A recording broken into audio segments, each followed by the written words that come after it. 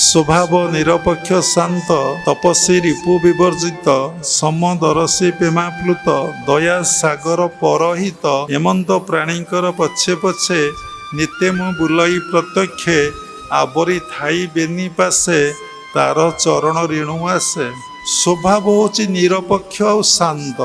आपण जीवन रे निरपेक्ष होई परिबे, सबुल आपण अशांत तपस्वी तपस्या करि परिबा, रिपु विवर्जित समदर्शी निष्ठापर।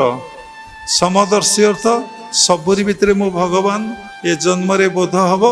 दया सागर परहित, से दयार सागर एवं सबुबले परहित ईश्वर माया जानी चिते ईश्वर माया को भल भाव जानी।